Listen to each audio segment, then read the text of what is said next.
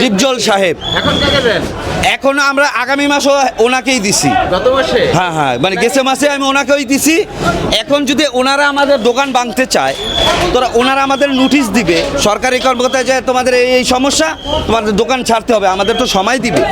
আমাদের এত লাখ লাখ টাকার মাল আমরা তো রাস্তায় নিয়ে বসে থাকতে পারবো না। এখন তো কোনো শেখ হাসিনা নাই, কোনো খালেদা জিয়া নাই, কোনো রাজনীতিবিদ নাই, তাহলে এটা কেন ভাঙা হচ্ছে? নোটিশ কেন দিল না? আমরা কি একটা ঘন্টা সময় পাই না?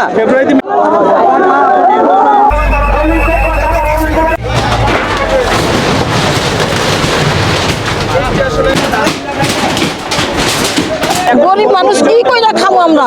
এটা কোন 5 লাখ টাকা দিচ্ছে, আমার পুরোটা অসুস্থ।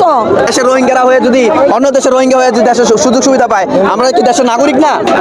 আমরা কি একটা ঘন্টা সময় পাই না? ফেব্রুয়ারিতে মেয়াদ শেষ হয়ে গেছে, এখন নতুন করে লিস্ট দেয় নাই। না, নতুন করে লিজ দেয় নাই। হ্যাঁ, নতুন করে লিজ দেয় নাই। যদি আমরা লিজ আনতে, ওনারা লিজ আনতে যাবে, যদি নাই দেয় ওনারা বলুক তোমরা এটা সরাই ফেলাও। হুটহাট তো ভেঙে দেওয়ার কোনো সিস্টেম নেই, যে ওনারা লিজ খাইছে।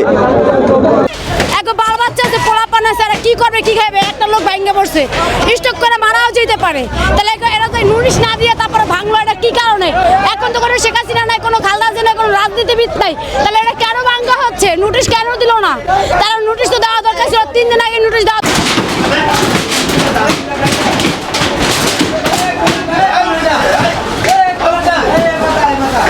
আওয়ামী লীগের একটা এজেন্ডা বাস্তবায়ন করার জন্যই এই নোটিশ না দিয়ে